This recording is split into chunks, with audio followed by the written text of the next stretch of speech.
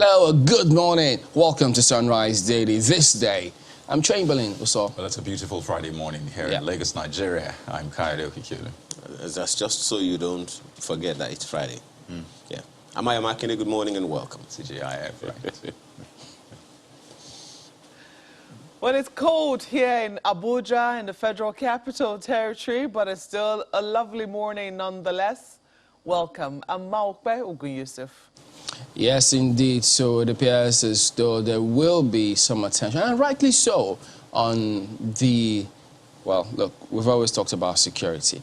And now it doesn't get any easier, especially now that the House of Reps say, look, we have to investigate this about over 178,000 arms and ammunition that's unaccounted for by the police. They're referring to the Auditor General of the Federation's report of 2019, which was submitted to them. So their House ad hoc committee has been mandated to investigate that matter. So much as that report was out and submitted to them, many would have thought that by now the office of the IGP may have said a thing or two. So because I think the House of Reps are in the dark, and so they want to dig a little deeper and find out, wait a minute, if at this point in time, given the security challenges we're facing, and then this kind of report comes through from the Auditor General of the Federation, you don't expect people to look the other way. Certainly questions will be asked.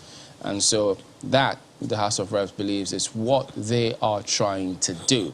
So the searchlights will be on them to find out, look, what's wrong with your processes in the police.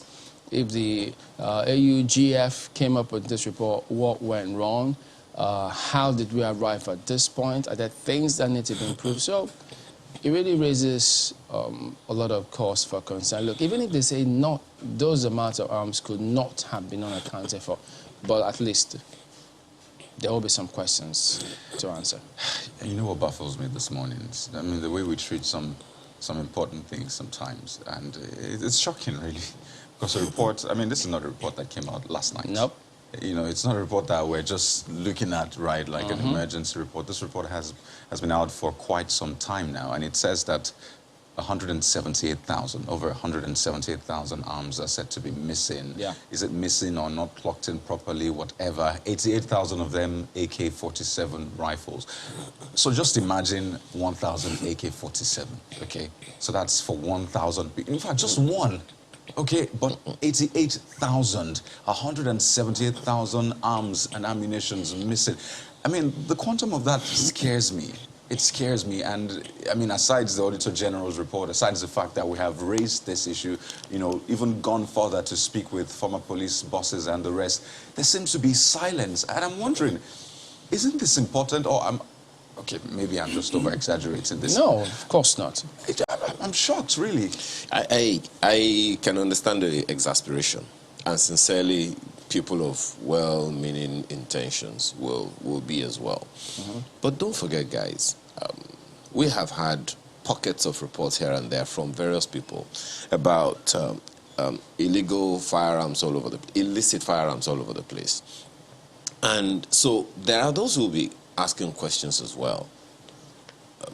Where aren't these part of the same thing? Is it not part of the whole? God forbid, but what if? That's one. Secondly, is the fact that there have been allegations in pockets of places from various quarters that policemen, official policemen, are sometimes complicit in armed robbery cases. Is this part of the thing? Is this the part of the reason why the office of the IGP or any official of the police is not saying anything? Is it that there are some internal investigations that have been carried out that has revealed some information? Then there is someone who said, okay, maybe it's just some clerical error, some administrative procedures gone wrong. Claiming what? No, by saying 178,000? You didn't clock out your gun at the right time. This is also actually just giving the excuses for them, by the way. Let's be honest, you know. So, I mean, if that is the case, okay, bring out the books.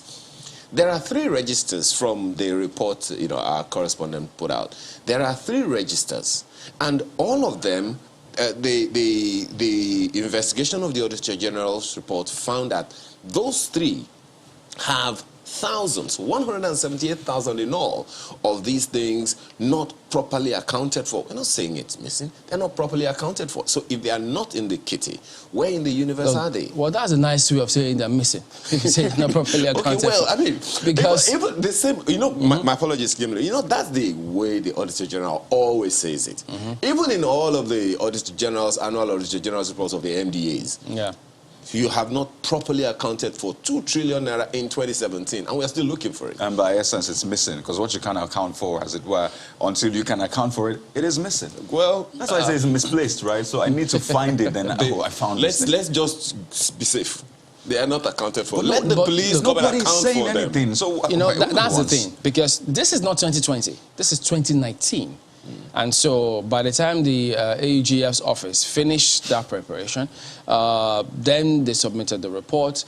Is it that the IGP's office has not seen this ever since? Okay, well, when they even then submitted it to the House of Reps and the thing came out, is it that they still haven't seen it? Okay, maybe they are waiting for the House of Reps to say, well, okay, could you ask us for our opinion on this matter? Wait, but do they actually have to wait for them to ask them for the opinion? Because now everybody will be focused on this when the House of Reps ad hoc committee looks into this, and we hope that the public will like to know what happens. What makes this worse, Chamberlain, and scary, is that it's, should I say it's election year? It's a year in which usually... We haven't seen 2020 report, though. We haven't seen 2020 report. 2021. We haven't seen 2021 report. And don't forget that in 2020, there were a lot of breaks into police stations in pockets of places all over the nation. And even early 2021, I should say. Exactly. So, is it going to be worse? Is the 2020 report going to be worse than 2019 and all those things? I think we should also not forget that, look, if they had, because this is operational matter, so DIG operations and police will have, of course, questions. This is his purview. So if they had clocking in issues, putting those things in place, if, assuming it's tenable, well, I don't even know if it will be, that the AUGF's office was in a hurry to come up with their report, 2019, it will be interesting to see what are the dominant features for 2020 and 2021. So what amount of arms will they say wasn't accounted for? Is it going to be a clean slate? Who knows? Who knows? Well, it's really very interesting, but I don't even know what to say anymore. Markwe? So, like, when you don't know what to say, you throw it to me. Or when you're done exhausting the topic, then you throw it to me. Is that how it works? Anyways, I was just about to check. I'm trying to confirm if the current IG was former DIG operations. I'm not very certain now, but I know that he used to be involved in operations. I'm not very certain, as I said, because if he was, then this might be directly under his purview, and he cannot feign silence, or he cannot feign ignorance on what you know, the issue is. But so far, so good. As we pointed out here, it's been silence. It's a good thing that the House of Reps is not taking this laying low. They're taking this report very seriously. Let's not forget, gentlemen, all of these things that we're talking about, we've seen an increased rate of insecurity in Nigeria. It's an election, it's a pre-election year, the year to the general elections, and they should be of concern to us because we've been talking about violence-free elections. We talk about how sometimes violence tends to, I don't know, for some security analysts, they believe that violence tends to escalate because some people use them as negotiation tools during elections. But some others believe that violence tends to come down because these bad boys, in quote, are given, and maybe I should add girls to it for gender, bad boys and girls, for gender balance. But these people are usually gainfully employed in the eve to a general election. So oftentimes they will see that there will be some quiet. That's how they sometimes say it. Now, whichever way it's going to pan out, we're yet to see which way it's going to swing. We hope it's on the down low. After all, we deserve some peace. But finding out where our equipment are, because every time you question security analysts, or even sometimes manage to get a few of your friends who are in security agencies behind the scenes, part of what they complain about is not having appropriate equipment. So if the equipment that we have, we're losing them somehow and we're not accounting for it, or they're finding their ways into the hands of the bad guys, then there is fire on the mountain. There is trouble. So if the IGP has, you know, if he needs help on this, if he needs the public's help on this, or, you know, maybe he doesn't want to scare us, because sometimes all of the information might not be for our consumption, but indeed, it is true that the police cannot account for whatever it is internally. I think that there needs to be a way he needs to get help. If he's not paying attention to the armory of the Nigerian police, he needs to pay attention. But this report is out there, and he needs to clarify to the public what these missing weapons, and I'm not going to engage in the semantics of whether they are missing or unaccounted for. Let us wait and see what the police will. This is right under the purview. And if the IGP is not willing to speak on it, I believe that the police, they have a spokesperson, a Nigerian police force, whom we know very well. Perhaps we can start from there. If he says it's not within his remit, then perhaps we can also say, kindly please escalate this. It's high time the IGP spoke on it. But now that the House of Reps might be summoning him to explain what is going on, because they're going to be investigating, we'll certainly keep our ears to the ground to see what the reasons are going to be given for this missing humongous amount of weapons. Gentlemen. Oh, yes. You know, the report also said that the police failed to keep a record of unserviceable and expired firearms and ammunition owing to the non-compliance by the High Command to the internal control mechanisms of the police. I think we should listen to some parts of the Deputy Minority Leader, Toby Okechukwu's comments, if we can't take all of them. Here is some of it. The House notes the 2019 report of the Office of the Auditor General of the Federation on alleged disappearance of about 459 different arms and ammunition of the Nigerian Police Force in 2019. The House is aware of the findings in the report that the Police High Command failed to keep record of unserviceable and expired firearms and ammunition owing to non-compliance to the internal control system of the Nigerian Police Force. All right, on cue, so let's take a look at the Nigerian Tribune for a start. Decision on petrol subsidy to come in June. Ooh. So there you go. It's a big lead on the front page of Tribune today. Decision on petrol subsidy removal to come in June. Ascribed to NEC. Says NNPC unable to remit 200 billion naira to FAC due to subsidy payment. So the states need more money now. Governors to meet Labour on planned removal of subsidy, FIME, will not watch FG inflict hardship on workers, Labour. So one could assume by this headline, if it says NNPC unable to remit 200 billion naira to FAC due to subsidy payment, means, well, let the subsidy go so NNPC can remit 200 billion naira. So what about the argument that went back and forth as to, do we actually consume 100 million litres of fuel per day, which the President of the Senate disagrees with? Exactly. The former people disagree, say we don't even have up to 60. How did you get to 100? I really don't know what's playing out here because it's quite curious. I mean, it looked like this was a done deal. And again, it doesn't look like it, so who knows? Well, there you go. Nigeria at crossroads. Government must take advice in good faith. Abdul Salami. We need capable leaders to overcome challenges. Atiku. Dialogue only way out. Sultan. So, take a look at the back page if we can. AFCON, Nigeria battle Tunisia for quarter-final ticket. The game is on, I tell you. That's Tribune today. Well, the Vanguard keeps its eye on that subsidy story as well. You see, fuel subsidy removal will decide in June. That's NEC. Increase in petrol price will push more Nigerians into poverty. At this rate, we have, what, 40%, right? So you wonder just how worse it can get. So that means already it has pushed some Nigerians into poverty. So when it says it will push more Nigerians into poverty, do we assume that there's a precedence? Because the price has increased for a while. You know. So it's interesting, the things that I hear about this whole fuel subsidy removal thing. On the one hand, we're told that only very few Nigerians benefit from the subsidy removal.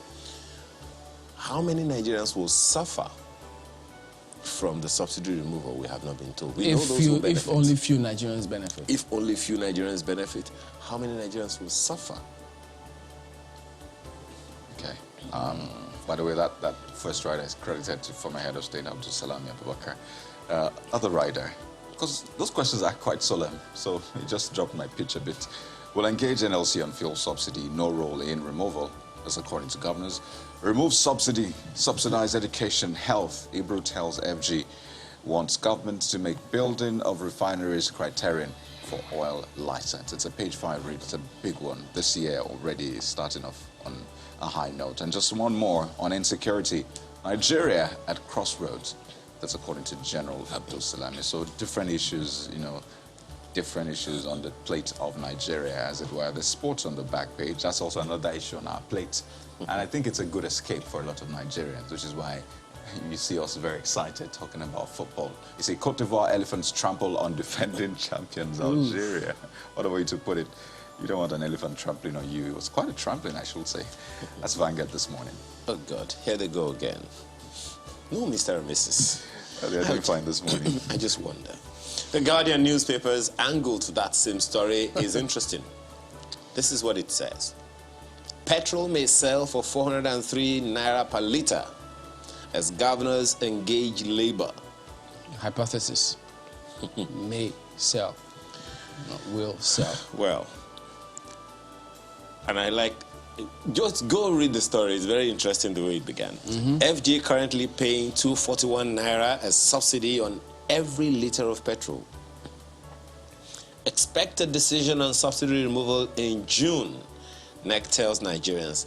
Ask me, why June? Wait, expect a decision. I don't understand that. Okay. Are they the ones taking that decision? It's an economic decision, isn't it? But the Minister of Finance had talked about this, saying that, you know what, we'll try to do half year. And Which then we'll take it is up. why I asked, why June? So, She and governors says- members of NEC? I think at this point, nobody wants to just have anything to do with that decision subsidy because it's pre-election. But hey. Fire me. Governors not responsible for removal. PIA okay, NEC should is- run its Subsidy is like an offer now. Like, NEC is a constitutional body and it's a federal body. And it's not just made up of only governors. Exactly. So please. So, NLC insists on February 1 national protest, mobilizes labor across the country.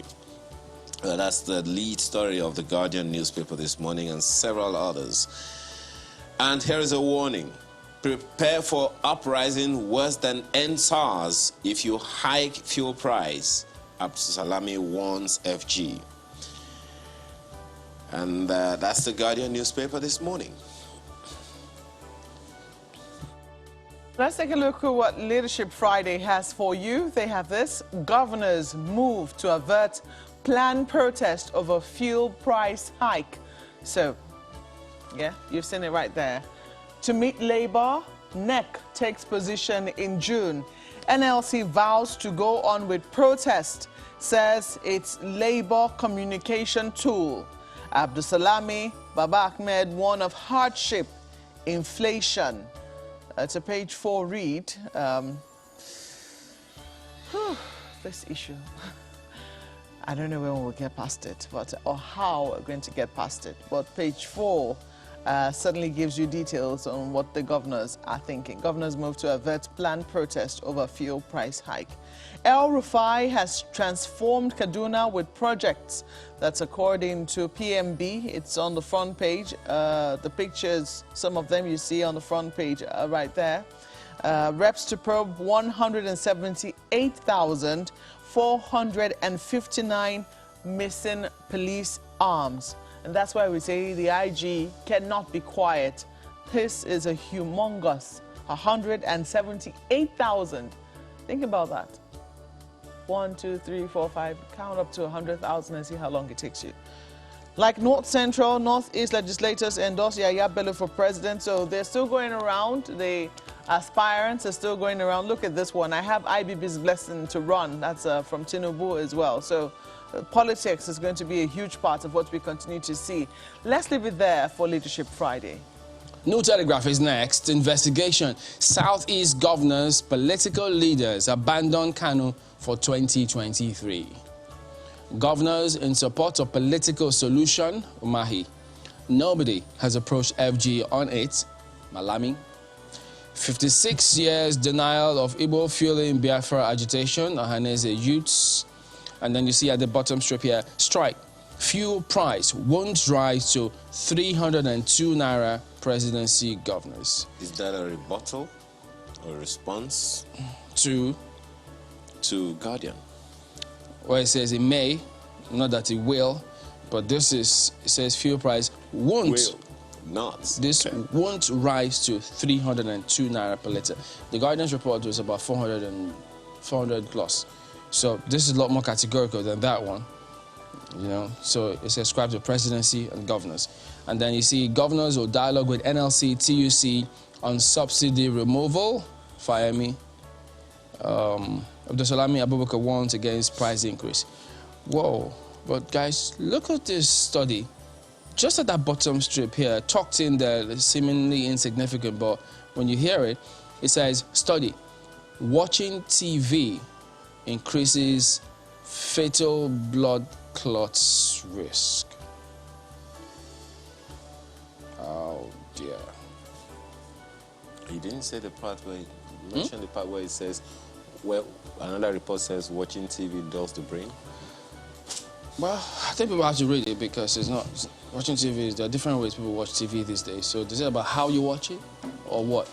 Well, that's New Telegraph. If I had a penny for all these reports out there, Yeah. I mean, it just comes out of the vault. They're like, wait, what? But you know. Fatal blood clots risk. Let's turn our attention to the front page of a Daily Trust. Focuses on security, saying security, economic recovery key to 2023 elections success.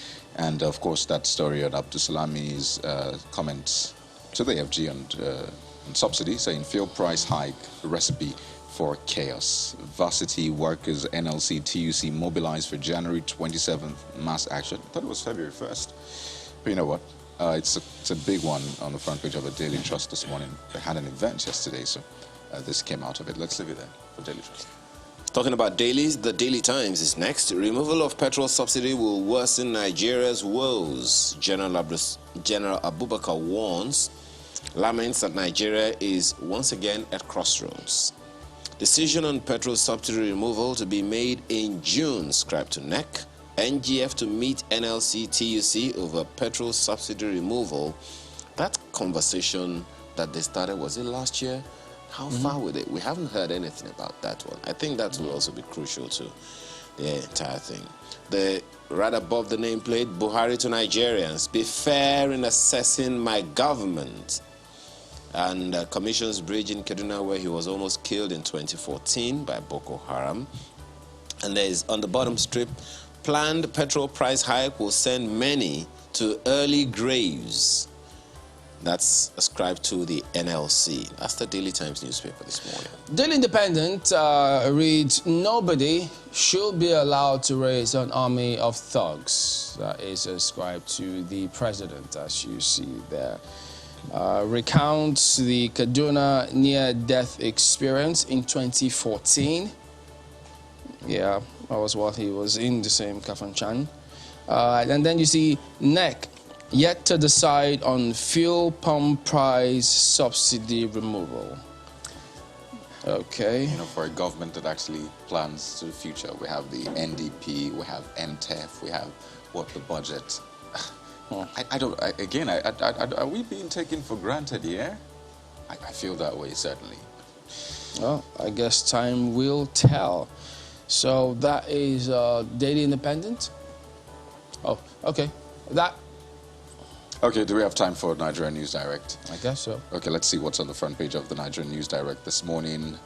There you go. It's on the 2023 election. Say, more presidential aspirants emerge for APC. Okay, I'm reading the wrong one. Ooh. Okay, there you go. That's the right one. I've dug too far into my archives. There you see Oyetola, Kyari, Dembata, Wabote, 21 others for inauguration. That's how Nigerian News Direct starts this morning. And you wonder, What for? Well, it's actually something they have in their kitty. And on top of that, you see Northeast legislators back North Central colleagues on Yaya Bello. It's the season, absolutely. And let's leave it there for Nigerian News Direct. Okay, there you go. That ends it with a look at some of the dailies here today. Just give us a moment. We will be back.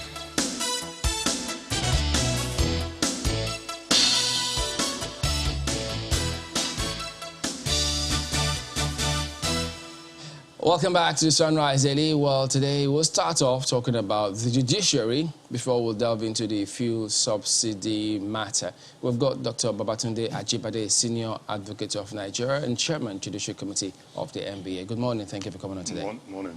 Well, there's a lot of issues regarding the judiciary. Sometimes when you hear administration of justice and then talk about funding in the judiciary, how are judges appointed, for instance. We had the President of the Court of Appeal talking about remuneration the other day, and people were like, can this really be? Then there's been that strike with Judicial, which seemingly is unresolved as of yet. And then when you hear, only remember that we've talked about judicial reforms for decades, for a very long time. And it appears as though these things are intractable. They seem you can't solve them, you can't address them. Given how important the judiciary is in any democracy, in any part of the world, why do these things, or are they peculiar to us? Why are they this way? Morning, Chamberlain. Morning, Ayo. I think you hit the nail right on the head. I think the challenge we've had in Nigeria is that the judiciary has not really been given its right place. I don't think our governments, successive governments, have realized how important it is to have an efficient and properly functional judiciary in order to move the country forward.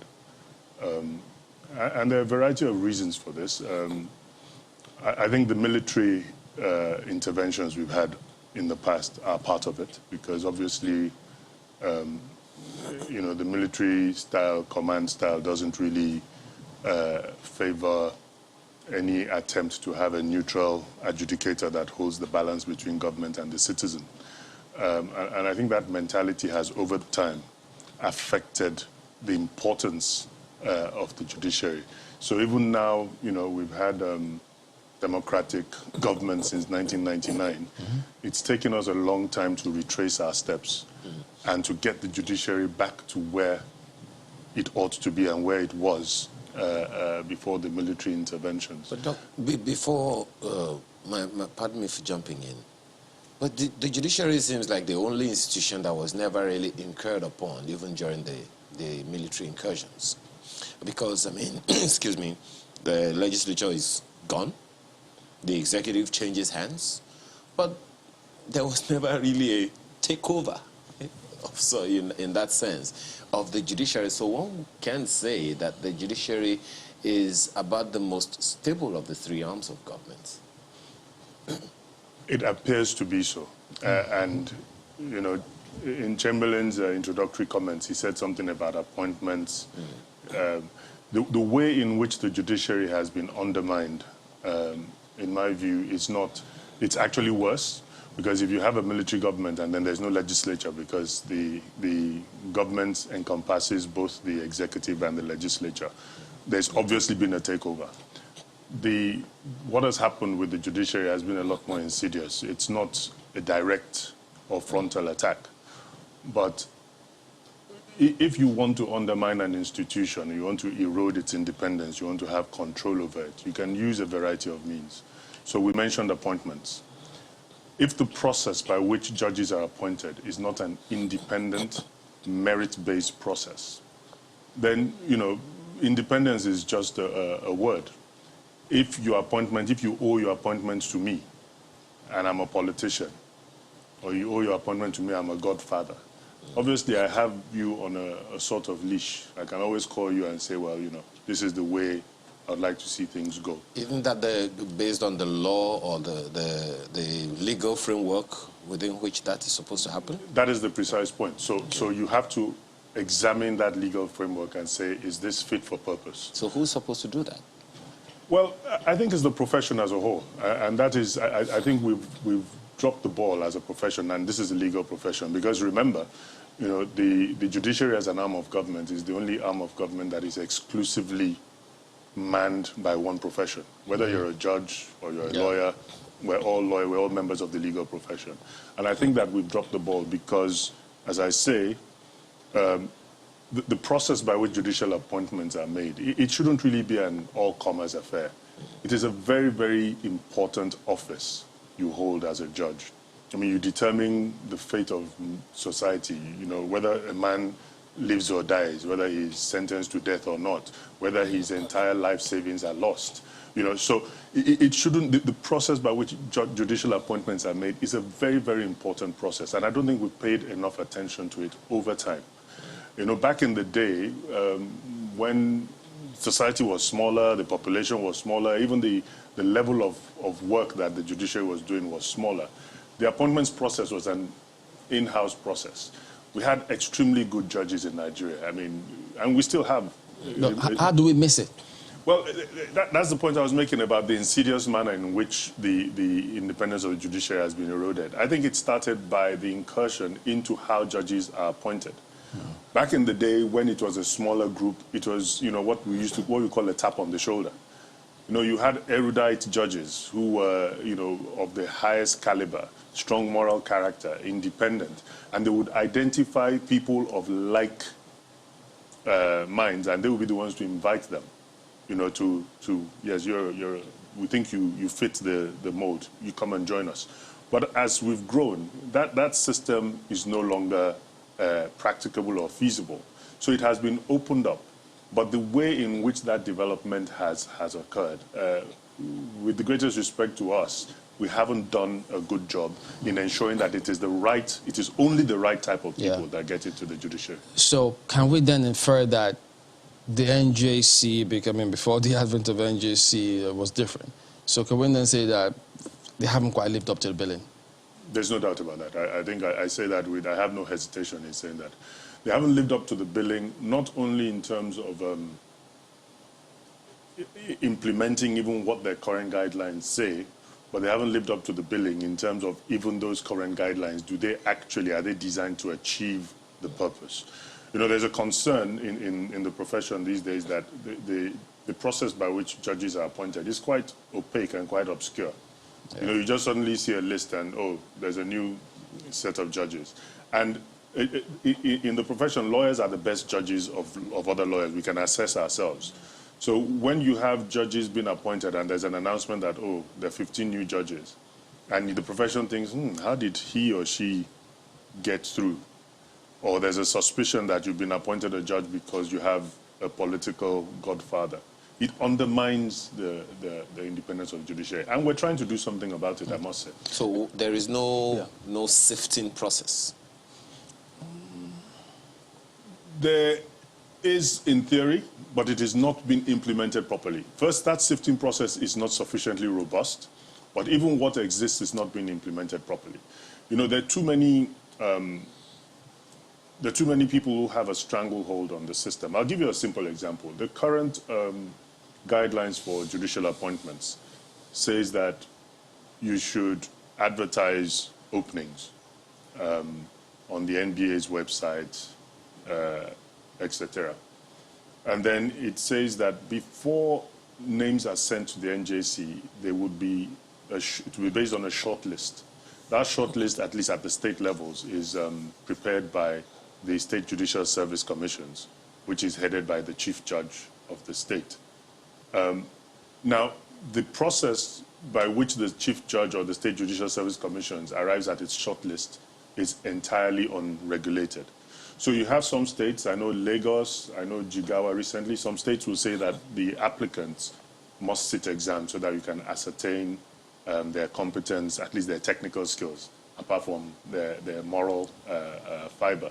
But then that's optional. So you might find that a lot of good candidates who don't have political support have already been filtered out, even before the nominees get to the NJC. So in that system, even if you want to blame the NJC can only deal with applications that make it to the NJC.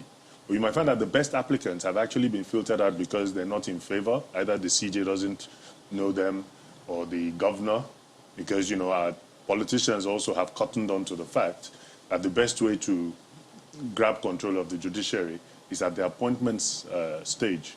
If you are the one that makes it possible for somebody to become a judge, then of course that person is beholden to you. That raises another problem because, as we said previously, this is a political year, prelude to an election year. And so if there is this, and we of course know a number of things that people have said about the judiciary and its complicity, you know, in the entire process and all of that, how do we then begin to clean the system of people and lose the looseness that can make the entire nation vulnerable? I think, I mean, if we're thinking about 2023, you know, that horse has bolted. There's nothing we can do between now and the next election to clean, to use your language, to clean the judiciary. My view is that this is, if it's taken, and I said, you know, Nigeria was exporting judicial officers back in the day, in the 60s. You know, our judges were being taken to the Gambia, to Botswana, to be chief judges because they were that good, they were that strong, they had that moral fiber. So if it's taken, what, 1960 to now is 40 plus 20, 60 years, if it's taking that length of time for it to degrade, you're not going to fix it in a year. But that is why our view, speaking for the NBA, and I dare say speaking for the profession, is that the appointments process is the entry point. That's the starting point. Let us fix that. And then, you know, over time, in the medium to long term, we have some hope that we can regenerate. And like I said, let's not to be misunderstood, it's not that the entire judiciary is bad. So let's strengthen the good people that are in there by ensuring that more good people go in so that you can dilute the problem. Who takes the lead?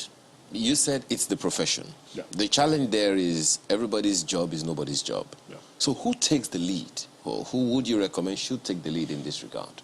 I say that it's the profession advisedly because I think part of the problem also is that before now, it has been an us and them approach, and I think that is completely wrong. I think that is the precise point. This is I made the point that the judiciary is the one arm of government that is manned by lawyers. And as my good Egbon, the immediate past president of the NBA, I think he was the one I first heard say it, that nobody was ever called to the bench. You know, you're called to the bar. You have to be a lawyer before you become a judge. So we can't look at the judiciary or the legal sector as though it's judges and lawyers. We're part of the same profession. So we all have to take responsibility. And part of the reason why this rot has set in is because of, actually, we've allowed that division to be established, where judges, they sort of forget the fact that, actually, we're also lawyers. We were lawyers before we became judges. Those two sides of the profession have to work together. As I said, we lawyers are the best judge of ourselves. So we really have a vested interest in ensuring that it is the members of our profession who tick the right boxes that are allowed to cross over to become judges. You've talked a little bit about the way judges are appointed as part of the challenges. Well, maybe we'll talk about funding soon, but give us an idea into, I'm trying to see, administration of justice. Because when the ACJ was there, many thought, oh, okay, this should be able to address those challenges, but there's still questions. There are, Chamberlain, and you know, these things are all connected. I said the foundation for me is appointments. Then when you talk about funding, then when you talk about the problems in the system, you can connect the dots. You can connect the dots. Perhaps one of the reasons why the quality of judicial officers is not as good as we would like is because the judiciary is not sufficiently well funded. Because if you don't have good funding, I mean, everybody, you know, we all go to the same markets. We all send our children to the same schools. Why would the right quality, in quotes, of lawyer want to become a judicial officer if the terms and conditions of service are not reasonable? in the UK, where we borrowed our legal system from, it is the best of the bar. It is QCs, the equivalent of SANs, that are the primary source from which appointments are made to the bench. But ask your average SAN, how many SANs in Nigeria are prepared to go to the bench? I mean, when they compare what, their income level is as an SAN and what we hear that judges earn, there's just no incentive. It appears there are components to that part about funding the judiciary, because we've heard some argue, because first they disagreed with the position of the Minister of Justice, saying, well, no, you can't be dipping your hand into state coffers and paying directly to judges. While some of them also thought, oh, by the way, even if there were to be that funding problem for us to address, the way we're going about it, that how is it that judiciary will then begin to take upon themselves capital projects? So some of the state executives just thought, no, to them that was a no-no. So does this look like a similar thing we've got with the Electoral Act, where, well, okay, expunge the direct primaries and then give us the Electoral Act? So how does that play out for you? I think with that it's a bit more complicated. Our constitutional framework, where the judiciary is concerned, to my mind, is substandard. It's not designed to arrive at the right destination, because there are direct complications, and you just made reference to one of them. The Constitution says that monies allocated to the judiciary should be paid over to the heads of court. And so if that is interpreted literally, you have a budget, if X billion is allocated to the judiciary, and just pay it over to the chief judge of the state, or the chief judge of, if it's a federal court, whoever the head of court is. How do you ensure that that money is judiciously applied is a problem. And I think, the executive has a legitimate cause to say, well, okay, this is what the Constitution says, but are there any checks, are there any controls here? But even more important, how do you arrive at the amount that is allocated to the judiciary? Because that budget, the Constitution says the amount allocated to the judiciary should be paid to the head of court. It doesn't say how you arrive at that amount. So is that amount sufficient? Going to the previous point about whether the judiciary is adequately funded. So there are issues there that we need to interrogate to ensure that even the constitutional provisions are designed to achieve the objective. And one of the things that I see that has happened, and that is quite debilitating, is the fact that we are not operating as though the judiciary is an arm of government. When these discussions are had, it's as though the judiciary is one government, the executive is one government, and the legislature is one government. No, government is made up of the three. So even when we talk about independence, the independence doesn't presuppose that you would not work together. You must work together. So there must be, so for example, in arriving at the amount that is allocated to the judiciary in the budget, the judiciary ought to be playing a greater role than it is playing at the moment. Is it to say that it's not the judiciary that draws up its own budget? No, it's not actually. The judiciary may draw up a budget, but the amount they get has no correlation with what they've budgeted. As I understand it, you have this envelope system where, at the federal level, at least if it's for federal courts, and, the federal actually funds the recurrent expenditure of all the courts, be it federal or state, at least the superior courts. So you have an envelope system where the federal government just says, okay, well, this is how much we can afford, and that's it for the judiciary. So these are the problems. Lately, there were lots of commendation about the NBA's election. And that's because people have seen that they had huge challenges previously. It was all over the place. And people thought, if NBA can't get their act right with how they elect their principal officers, that will reflect on the larger system and the judiciary. But then they saw efforts within the NBA to see how they could do certain things and restore their pride of place, as they say, with the noble profession.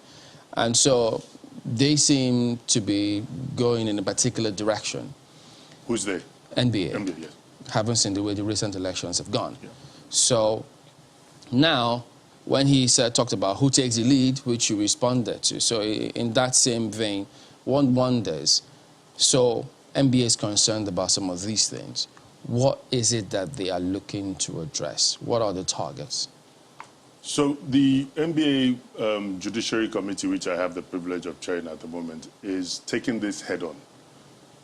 We've organized a Justice Sector Summit, which is taking place next week, Tuesday the 25th.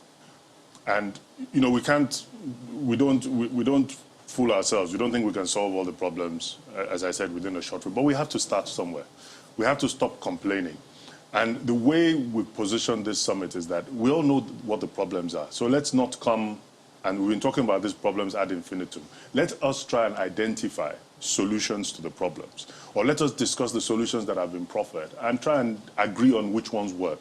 So this summit is going to deal with those three issues that I've mentioned. First, appointments.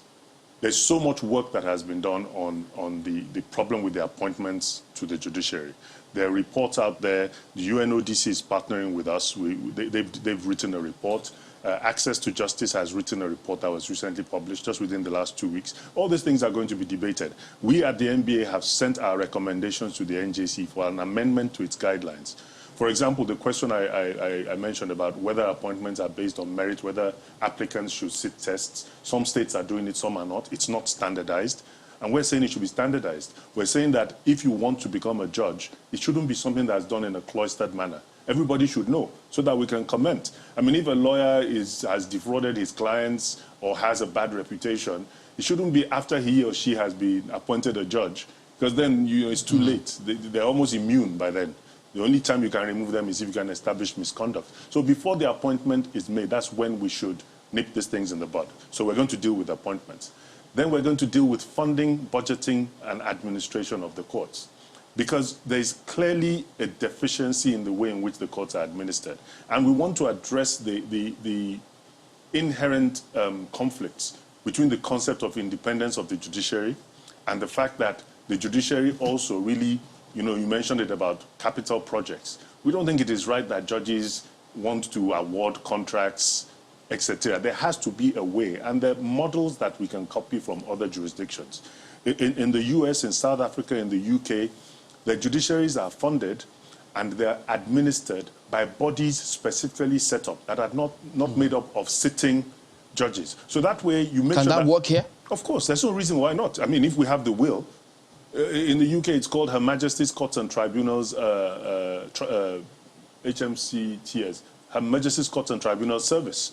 So it's a body that reports both to the executive and to the judiciary, but is independent of both of them.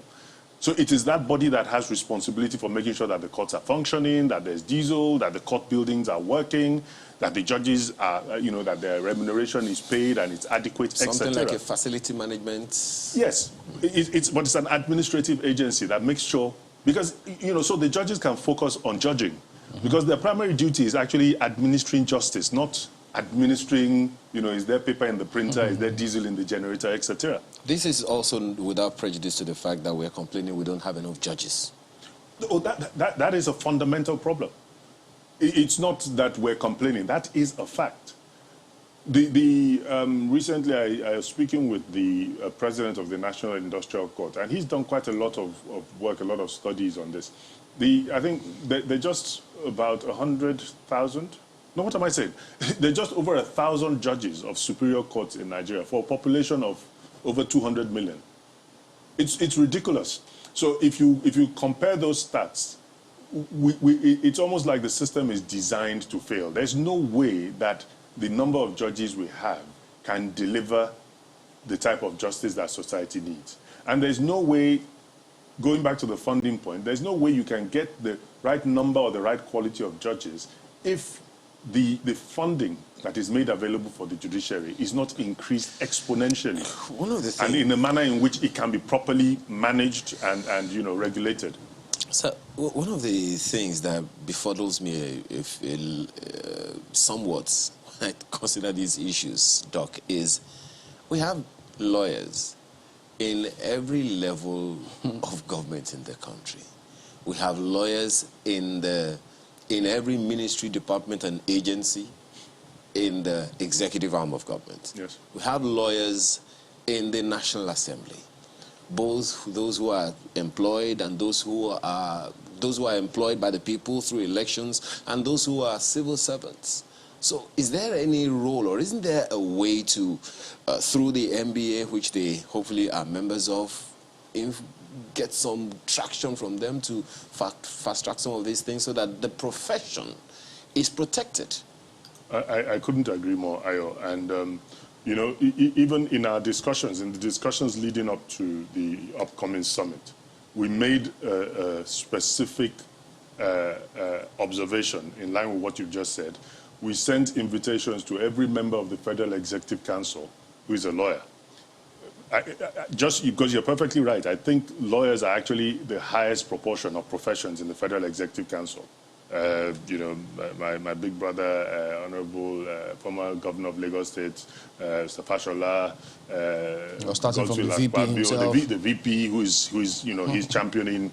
He's always been a champion for justice reform. There are many lawyers in the system, and I have no doubt in my mind that if you probably did an assessment, even in the National Assembly, in terms of professions, it's very likely that lawyers will be, if not the highest number, probably one of the highest numbers. So you're right. And I think that over time we haven't sufficiently harnessed that, that strength. And that's why I say I don't think it's a case of blaming the judges or blaming the lawyers. Let us all come together to realize that we have done a disservice to ourselves and to society. Because have no doubt about it, if we don't fix the justice sector, we cannot fix the fundamental problems affecting society. We'll go to break, but when we return, we'll talk a little bit more about harnessing some of those strengths inherent, latent almost in every facet of society. That will be when we return in a moment. Don't go away.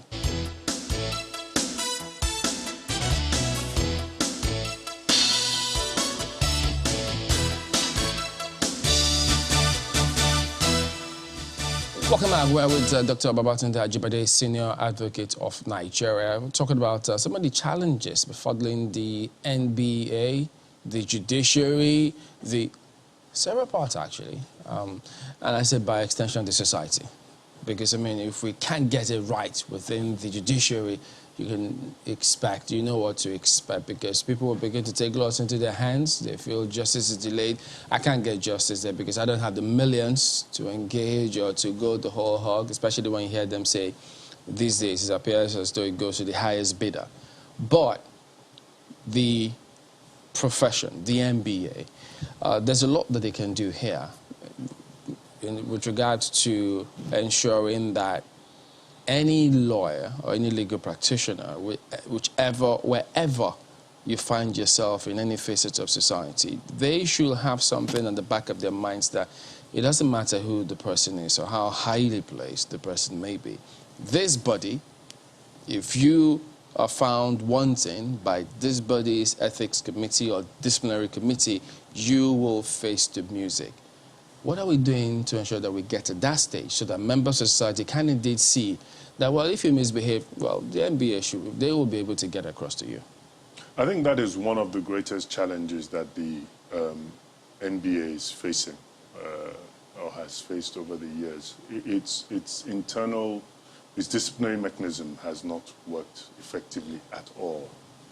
And there's a sense in which, at least the perception before now, has been that, you know, the body is not regulating itself. It's supposed to be a self-regulatory system. It's not regulating itself properly.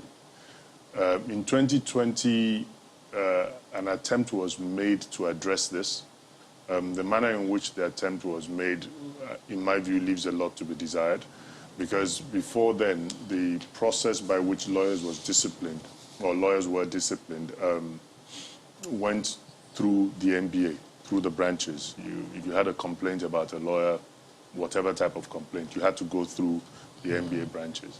But I think because of the discontent about the capacity and perhaps the willingness of some of the NBA branch chairmen to do what was necessary when disciplinary complaints were received, that process has now been taken away under the current legal practitioners disciplinary committee guidelines. So the NBA doesn't actually play that role anymore. So if you have a complaint about a lawyer, you can, under the current guidelines, you can take it straight to the LPDC. But the LPDC itself, in my view, is not strong enough to do what is required to ensure that the profession is properly regulated and disciplined. The resources that the NBA or that the profession puts into the LPDC is insufficient. The LPDC is just one body in Abuja. If I live in Shaki or I live in Gombe or, you know, somewhere far away from Abuja and I have a complaint against a lawyer, I think, yeah, it goes all the way. So should they have regional? That would be that is my view. That is my recommendation. That this thing needs to be decentralized so that you bring the disciplinary process closer to the people who have these complaints. If you have a system where the discipline of the profession appears to be designed to make it difficult for you to either pursue, to make or even to pursue a complaint, then query whether you actually want that discipline. And that's something that, you know, I think that the NBA has to take So are they looking into that recommendation of yours? There's a disciplinary committee. To be honest, I'm not sure if that is on the front burner of the current NBA administration. The challenges in the system are numerous. So I think you also have to you have to be don't bite more than you can chew. Yeah, exactly. Or you know, have your priorities and pursue those priorities. If you try and do everything all at once, you might end up not doing anything. Yeah. Well, Doc, there's a lot, just as you have said. Yeah. I'm still concerned about the fact that it's a political year leading to an election year. That's on the one hand. On the other hand, a backlog of cases that seem to take the back burner when political cases, you know, are right there in our faces, which are time that must be dealt with within the shortest possible time. So that one is also there. So I'm just wondering, how do we draw that balance so that justice delayed is not perceived as justice denied, as you often tell us? So on the one hand, you know, it's a political year. Political cases are going to be dealt with expeditiously. The other cases are going to remain. Some, we've heard of cases of 10 years, 20 years. Just the Magodo case was just resolved 34 years or thereabout after. So how do we deal with these? So I was speaking earlier before the break about the Justice Sector Summit we're planning and the 3 pillars on which it is built. And you just touched on the 3rd pillar. I spoke about appointments, I spoke about funding, administration, and budgeting. And the 3rd thing we're going to discuss is delay and the mechanisms by which we can address delay. And one of the challenges you've also identified is that our political system tends to prioritize those things that concern the players. Isn't that the law? No, well, it's the law. I mean, it was the law that was changed to give political cases priority. That's the point I'm making. Now, so the politicians want their election petitions, they want them heard. Part of a significant amount of the backlog in the system is that when we come to political season, judges are taken away from the regular courts in order to constitute this election petition tribunals. So your regular cases, your land cases, your commercial cases, suddenly you go to court, the court is not sitting. Where's the judge? He or she is on national assignment, sitting on an election petition tribunal. So the politicians have prioritized what is their own concern. Now, we need to find ways to address what is the concern of you and I, those members of society who are not So how do we deal with that? There has to be, and that's why I say all these things are connected. We have to ensure that there are more judges. We don't have enough judges. That is a basic problem. We have to improve the case management system to ensure that the cases, even in the courts, are handled a lot more efficiently. Because the problems with delay in the system are not just about the judges. You have a lot of other players, the court registrars. I mean, if a judge comes to court and wants to work, I can't tell you the number of times when lawyers will appear in court at all levels and the judge says, you know, call your case, or the file is not there, or the process has not been served, or there's no proof of service in the file. So there's a lot of administrative corrections that need to be done. So that will have to do with the quality and also the training and capacity of the support staff. Then the mechanisms, as I said, case management mechanisms that can be employed to make things move a lot faster. There is resort to alternative dispute resolution, because it's not every case that has to go, all the way through the system. There's also the need to limit even the appellate jurisdiction of our courts. Nigeria is the Supreme Court of Nigeria there's no doubt in my mind that is the busiest Supreme Court in the world. A Supreme Court is supposed to be a policy court. It's supposed to be dealing only with matters of fundamental importance. But in our system, at the drop of a hat, like you said, the Magodo case, okay, there's a dispute over land. It's taken 20 years. It's gone all the way to the Supreme Court and back. There must be a way to determine which matters will stop either at the High Court level or at the Court of Appeal, so that the Supreme Court is not overly congested. So all these mechanisms we're going to discuss. Like I said, it's not for lack of ideas. There's so many things that can be done to improve the system. It's to develop the will to say, look, we are going to implement these solutions. We'll have to wish you best of luck as you embark on that, because at the end of the day, as we said in the opening, it affects the society. So we need to get all of that right. Thank you very much indeed. No doubt about that. Thank you so much. Yes, Thank you for having me. We've been speaking with Dr. Babatunde Ajibade, Senior Advocate of Nigerian Chairman of NBA's Judicial Committee. Well, we'll toss up to Abuja now as we begin to... We'll take a look at, a different matter, but... all points to the well-being of society. That may be now or when we return. Well, you heard the former head of state there, General Abdulsalami Abubakar, talking about security being a major issue for Nigeria. It's an important issue as we go into the elections. Just a few days ago, the governor of Niger State was at the villa in Abuja, and the statistics which he gave was also quite revealing. He said that communities in his state had experienced more than 50 attacks, leading to the death of almost 200 people, 25 of them security personnel. As if that were not enough, we've also seen the governors of Zamfara and the governor of Borno, which had hitherto been freed of terrorist attacks in many places. But the governor of Borno did say that two communities or two local governments have now been taken over or are under the control of ISWAP terrorists. So the security issue is a complex one, and I think the president did acknowledge as much in his New Year statement to Nigerians, saying that security will continue to be a front burner issue. It's in light of that where we'll continue to put security at the front burner in many of our conversations. And this morning, we're joined by Mr. Daniel Bwala, who is a legal practitioner. You're welcome to our studios this morning. Thank you for having me, Mark. Happy New Year. Happy New Year to you as well.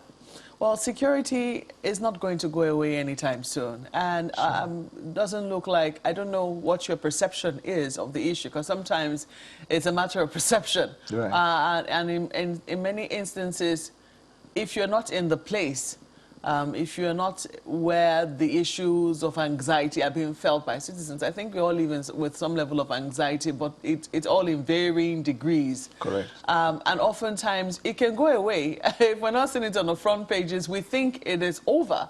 But many times, especially when you hear news like the one we heard a few days ago from the governor of Niger State, that the communities in his state had experienced up to 50 attacks in January alone. Wow. You mentioned something like borrowing. Again, I'm not an economist. We'll get to the issue of borrowing, and I will come there. No, you shortly. already raised it as an issue. Indeed, we'll get there in a moment. But this issue of subsidy, I'm sure you watched television a few days ago when the Senate president went to visit the president. Right. And he came out and he said that what they discussed was that the president is not going to... perhaps we should play that track. Maybe we should have it on standby. I can help you with what he said. So he said that the president said he's not going to remove subsidy. No, that's not what he said. Okay, I think perhaps our producers can help us with that particular track, if it's ready, if it's on standby. So, if you permit me, while they search that, let me quote what the Senate president said. He said he had a discussion with the president, and the president told him he never told anybody to remove for a subsidy. So how does that sort of statement, for instance, I mean, that statement was not predicated on a context such as the PIA, which the Senate President is very well aware of and hit his gavel on to pass? So the answer is just simple. The act is a law that the President is bound by.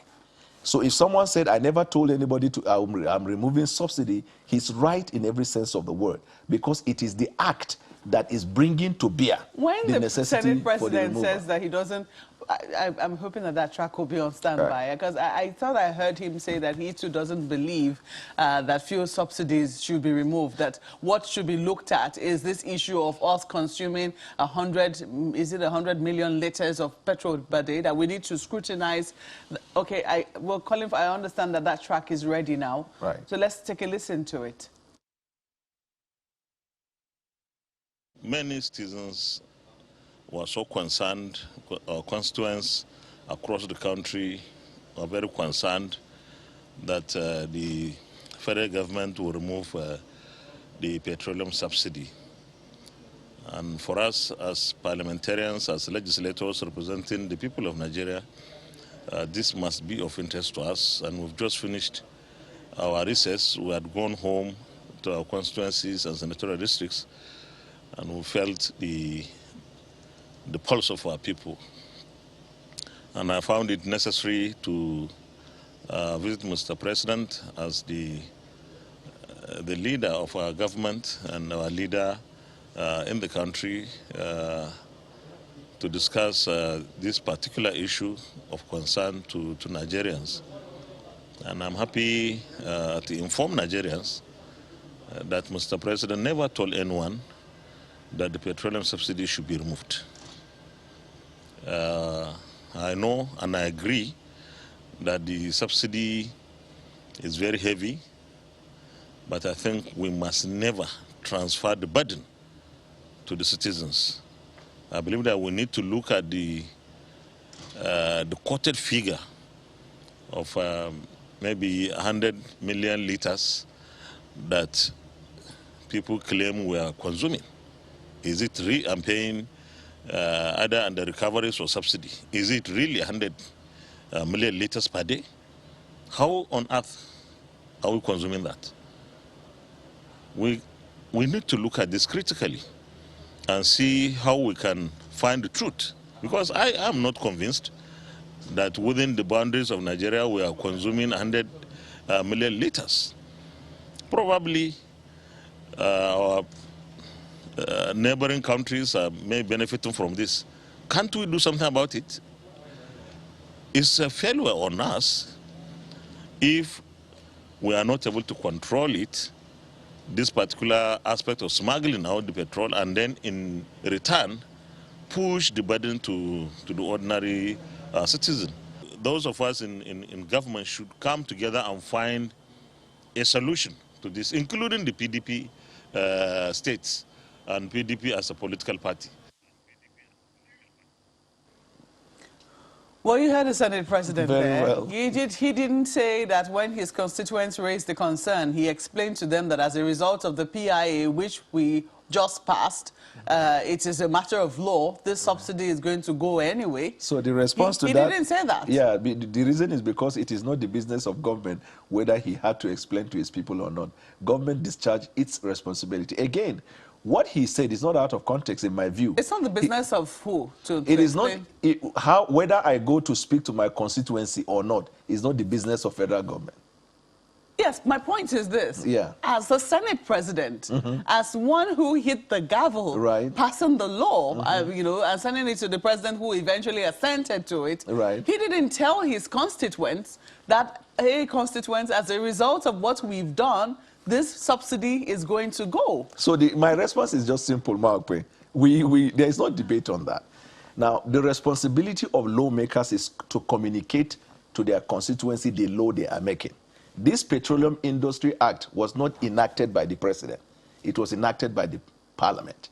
The details of the Petroleum Industry Act suggests that NNPC will finally operate as a limited liability company, profit-making company. Now, it was passed by the National Assembly, enacted by the National Assembly, it is true. And signed by the president. Exactly. So now, let me he so talked about you cannot transferring... absolve the president of it. No, definitely, the president is to implement the law. But he signed to it. No, that's what I'm saying. He's a party to it. You don't get what I'm saying is, he is implement what they passed.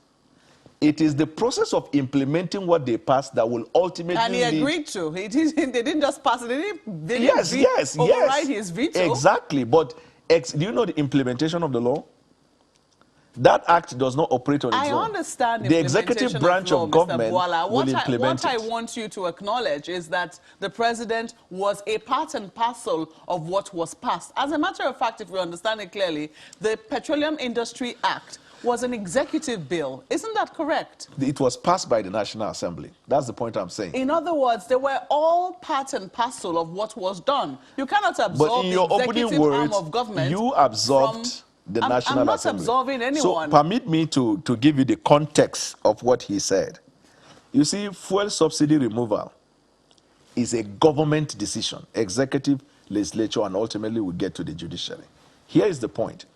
The concern he raised is that our constituent might feel the impact of this decision. He's right. They will feel the impact. But what is the long-term effect? We are now talking about federal government investing in infrastructure, and we are complaining that the federal government keeps borrowing. If removal of subsidy will help in generating the funds to fund infrastructure, that means the poor man who bears the brunt can get the relief in some sort. He talked about other countries. We'll come back. I'm sorry I have to ask you to hold your thoughts because we need to go to break. We'll come back and talk about the context under which we raised this particular issue and why we had to have that track played. In just a minute, please stay with us.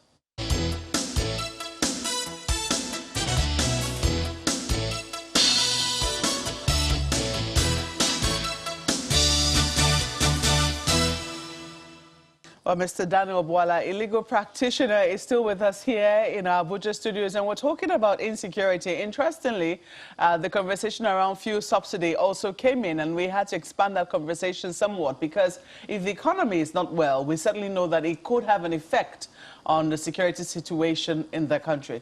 But I understand my colleagues in Lagos would like to come in on a conversation. So, gentlemen, over to you.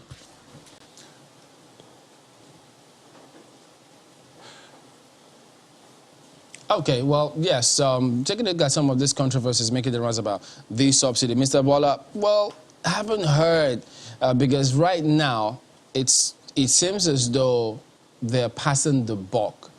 If the PIA is meant to operate as an independent body and they take any decision that they want, and then you hear NEC or governor say, well, wait for that decision in June.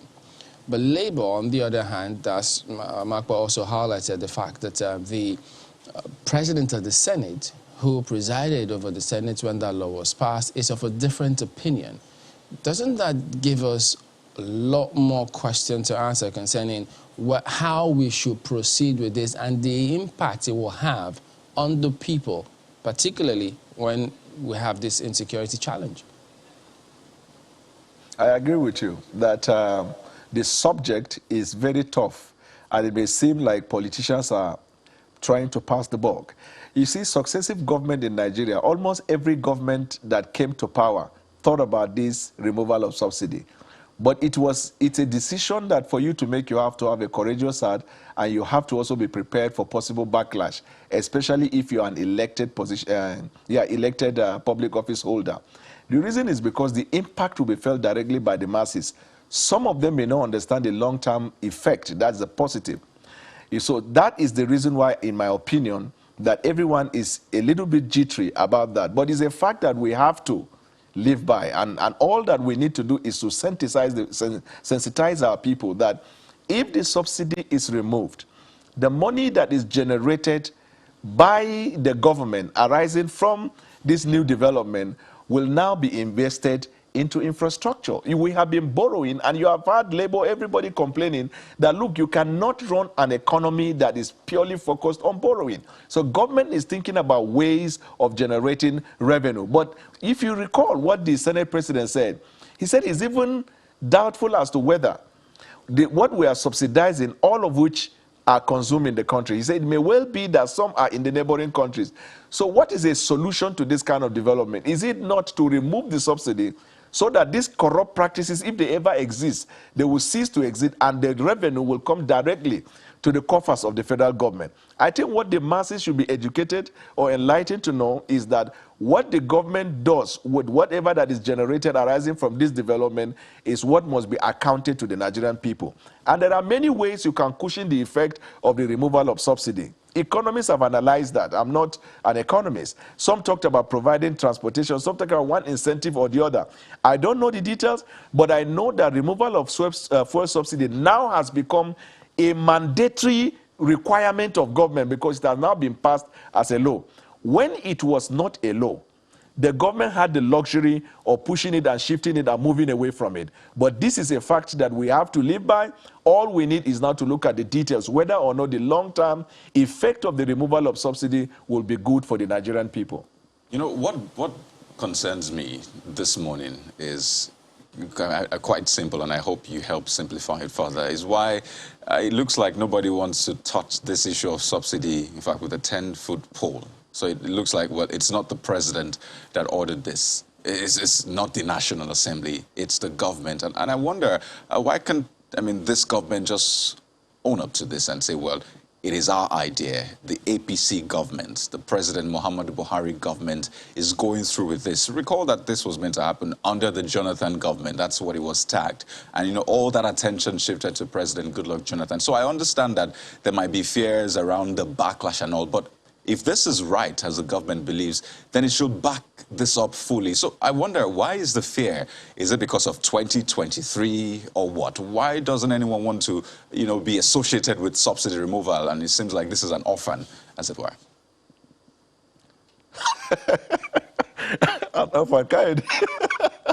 I don't think so. But I'm glad that you have the inkling of political implications of statement. I know that that's why I was talking the other day, that's still in relation to the point here, and I said that when you talk about infrastructure, they are not talking point to take into election because they are long-term projects. So you see that politicians try to avoid the fundamentals that will keep our economy thriving.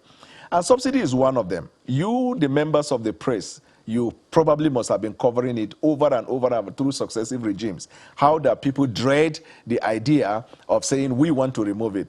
But the point I am making today, and like you talk about simplification, is that now that it is a law, opinion of the federal government, opinion of the National Assembly, opinion of the Judiciary, opinion of the members of the public, although blessed by law as freedom of expression, but will not have a consequential effect when it comes to the implementation of the act. Because the Section 4 of the Constitution said the legislative powers of the Federation shall be vested in the National Assembly. They have exercised that power by bringing a law to bear. The executive powers of the Federation lies in the President and the instrument through which he carries out. The executive branch execute the law.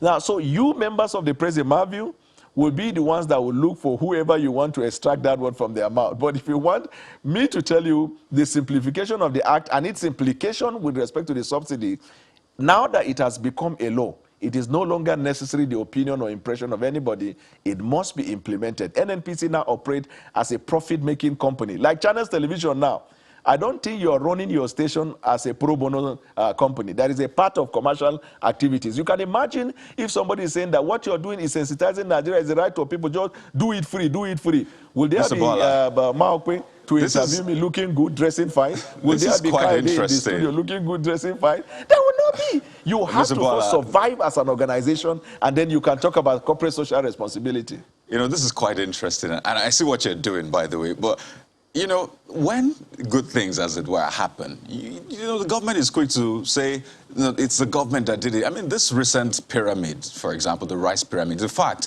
you saw the picture of the president on the bags. You saw, what was it, thank you, Buhari, and also the government naturally owned up and said, you know, this is our idea. But when it comes to the the subsidy, yes, the PIA, it looks like nobody wants to go near it. But let me just say that it will be on record that it was the APC government of President Muhammadu Buhari that successfully removed subsidy.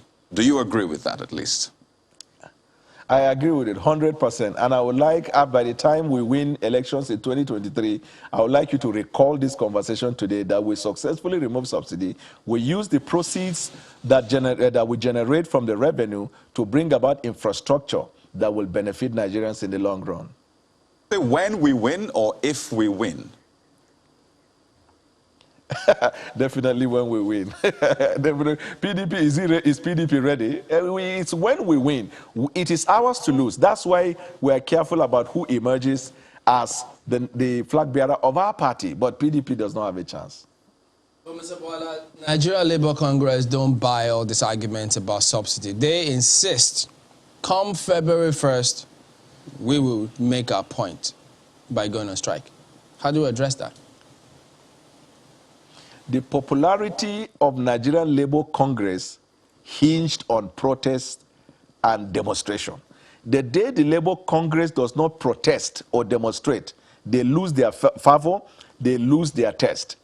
Now, even if the federal government give Nigerian Labour Congress a land, they will find a reason to demonstrate as to why that land was not accompanied with money to build. They are exercising their right to protect the interests of the Labour Congress, and it is fantastically supported by law, and I don't have anything against it. But I'm looking forward to a day when Nigerian Labour Congress, when they go on strike, they will engage the people on a debate on issues. Talk about the economy. The leader of the Labour Congress was on your sister program. Was it yesterday or 2 days ago? When he was talking about protests and protest, he couldn't speak economically. He couldn't give a sound decision as to whether the government decision economically is flawed. He's talking about impact. So he's right. Maakwe had asked the question that impact, the Nigerian people will feel the impact. I agree. As I'm talking to you, I will feel the impact. But I believe that it's about time we take hard decisions that is necessary to put Nigeria on course. The most important thing in our conversation today, and I know Mape tactically derailed me away from security, but the thing is that if issues are put in their proper context, Nigerian people, Nigerian public will not have an issue with decisions of government. They all have their security implication and security component, so it feeds into each other. But you know, interestingly, some people in government today urged and encouraged, they go there, Occupy Nigeria protest against removal of subsidy at the time, and they said no, and today they appear to be singing a different tone. And incidentally, we had expected Joe Ajero to come and talk about that debate which you highlighted, but who knows, we don't know if he'll still make it. But here is president of the NLC while he was speaking on a sister program earlier on. Have a look. Well, Labour have already indicated our line of action. First, we rejected this whole policy of continue to import product for domestic use, and now trying to look at how the system is not working and transfer the entire issue to Nigerians. And we have said clearly that there are many options. What we will do first is, already you are aware, Labour have set 27th of January to make sure that we're able to inform Nigerians. And I'm sure Nigerians are also joining to say that this policy certainly has a lot of implication and is going to push many people into poverty. And basically, these are options we are bringing to the table. If that fails and they said, well, we are continuing to drive the process and also remove the subsidy, the so-called subsidy, I want you to put the word subsidy in quotes. Then basically also you know what it entails. We have no any other option than also to resist the policy, and basically we have done that time without number. The issue why many Nigerians feel that we ought not to be in this situation is because we have oil. God has given us oil freely. What has happened to us that we cannot even refine it? Do we dismiss those arguments? You can imagine when he started, he said there are many options, but he never mentioned the options. If you go to England, when you see the Labour, these various society organizations that fight for the interests of their people, anytime there is a decision of government on a matter and they feel strongly about the issue, what they do is that they give the government alternative. I mean, intelligent and well-researched alternative to say, look, you are about to take an irresponsible decision because these are the alternatives. Labour Congress has not been able to bring any. of course, it's probably because it doesn't exist in their association. But secondly, he's talking about giving a date and giving a trade. We are going to demonstrate. It's fine. Like I said, I give you an example with Twitter. The fact that something is popular with everybody and people are crying does not necessarily mean that it is the right thing. If you recall when Twitter issue came, we have a lot of human rights people all over the world saying what Nigeria is talking can never happen. There is nowhere in the world where Twitter abide by the decision of government. But you see how government stayed resolute, firm, and in the interim, we had some losses.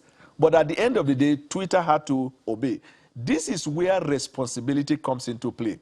The idea that you can take a decision that is not popular, but you're convinced that this decision ultimately will be for the good of the people. And you provide a platform for those who think otherwise to give you options that are available, and none, including the PDP, prefer options rather than just criticizing. So it is actually cheap to talk, but provide the options or alternative. And then you can convince the Nigerian public that this government is irresponsible because these are options, are viable options that they fail to explore or take. Part of the options that have been adduced, Mr. Bwala, is contained in some of the conditions that Labour has given. That, look, first of all, there should be availability.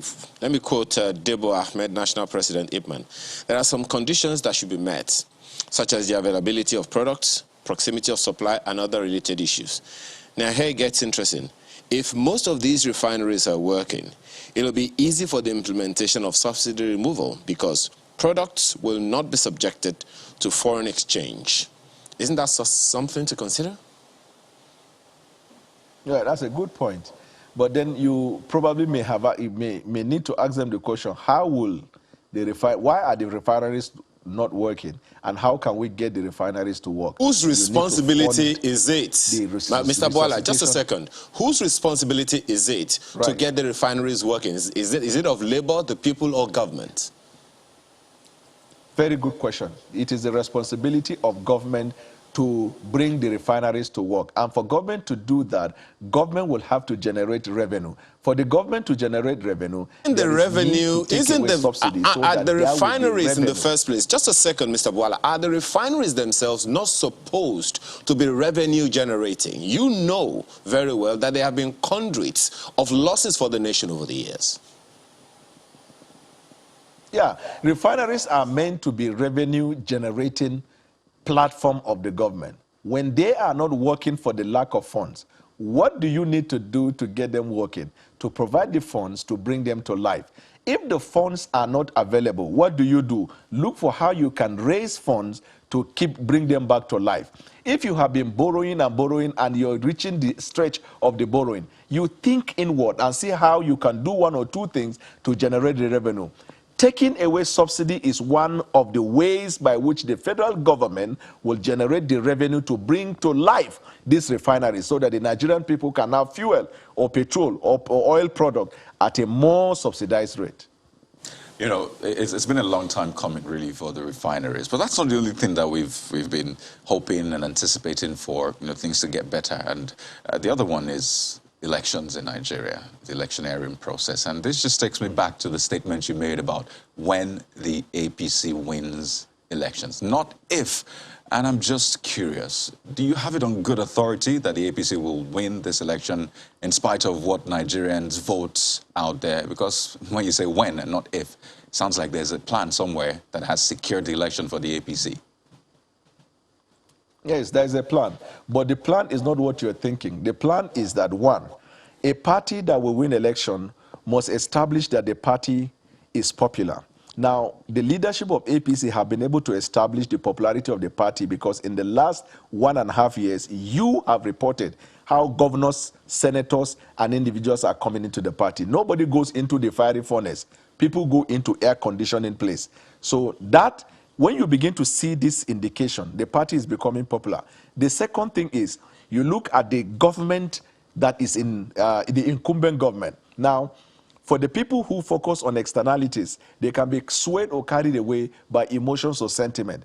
Those of us who happen to be alive and were born when we last saw the rail system in Nigeria, and we're seeing rail system coming into Nigeria, have now renewed hope in the Nigerian project that if infrastructure is properly taken care of in Nigeria, the future of Nigeria can be secured. This government have been able to lay the foundation, and we believe it's a talking point going into the election. The third one is that you look at your immediate close opposition. It is PDP. What record will PDP bring to the Nigerian people as a campaign talking point? Because you ride on your own record. The only record they have was a record from 1999 to 2015. And I bet you that they cannot speak convincingly about what they did from 1999 to 2015 that will be convincing enough to convince Nigeria. Why? Because in fact what they did from 1999 to 2015 was the reason why from 2015 we were plunged into problem. And then lastly, the candidacy of the person. Who in PDP is likely to emerge as a possible flag bearer? As I see PDP, the only candidate of PDP that can pose a threat to APC is Atiku Abubakar. They are already, sidelining him in their project. So I want you to help me by mentioning names in PDP that you think are going to defeat the candidate of APC. Even if APC produce me as a presidential candidate, we will win the election in 2023. You know, Mr. Bola, on a lighter note, Daniel's brothers, Shadrach, Meshach, and Abednego, they're very funny. I just said nobody goes in there. But, you know, what one wonders, is that why the APC doesn't seem keen about signing this electoral act? Because we've been going around this for a long time. Could that be part of the grand design? Well, no, because if you look at the electoral, first of all, it's a National Assembly that is led by APC government. And number two, the recent hitch that we experienced is because of the inclusion of direct primaries as the only option. I favor direct primaries because I want democracy to move. But then when you bring that against the backdrop of existing laws and fundamentals of association, political party, and then you rank it pari passu decisions of court over the years that said that political party activities should not be dictated by external forces, then you will agree with the submission that parties should be allowed to choose the modes available. That was the only reason the president rejected the signing. But in that bill, you find all these other innovations we are talking about. Thankfully, the National Assembly is removing that as a mandatory requirement and putting them all as optional. When it gets to the president, he will sign. Now, PDP in 2019, tried to make a mountain out of a molehill, talking about the Electoral Act, as if the Electoral Act is passed into law, they will just be announced and they don't need to campaign and they don't need to win elections. If the Electoral Act is amended in a way that says if Chamberlain wears blue suit, Chamberlains will win election, then that means it behoves of Chamberlain to go and look for the blue suit. And that means when you go to the market, you have to search and find whether you can find the blue suit. Then you will meet with your competitors who are also looking for the blue suit. You see, so PDP keep talking as though and that's why when they came to 2019 election, look at the tribunal cases. They were producing Yahoo people to come and provide evidence against the government. Mr. Daniel Bola, you've skillfully woven yourself from security to politics. You took me... Security, economy, and then politics. And it was you who started talking about the context in which General Abdulsalami Abubakar spoke. And that's why I had to bring in the Senate President, who also did not remember the context of the PIA, which was a party to. But we're totally out of time. And I know that you'll be back again because it's the political season and you'll be talking a lot about politics. So thank you for coming on this morning. Mr. Daniel Bola is a legal practitioner. Well, he also does a lot of things, but that's his main work. Let's take a look at some of the mails which you have sent. This one is from Dixon Eka, talking about fuel subsidy removal controversy. He says, from all indications, the Senate President, Senator Ahmed Lawan, did not tell Nigerians the truth. Or was he not told the truth about fuel subsidy removal or petrol price hike? All the key actors in the economy, the Minister of Finance, the National Economic Council, the NNPC, and the Governors Forum have all indicated that there will be subsidy removal leading to a fuel price hike in June. If the National Assembly members know that their constituents don't want the fuel price hike, they should use their legislative powers to make provisions for subsidy payment in the supplementary budget. So, over to you, Mr. Senate President, according to Dixon Eka. Well, this one is from Tiami, who says, what General Abdul Salami said is the reality of now and tomorrow if the subsidy is removed. Economy of people at the lowest step of the ladder is already stressed, and removal of subsidy will make it harder. Then security may snowball. Nigerian government should not be concerned about revenue alone. Welfare of citizens is also paramount.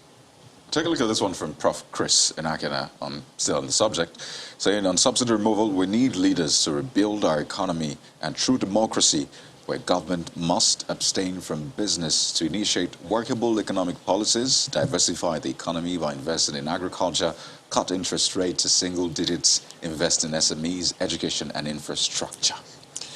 Well, Dr. Ekwenwa says, tweet is just one counsel. The FG should now consider ways to cushion the harsh effects of subsidy removal.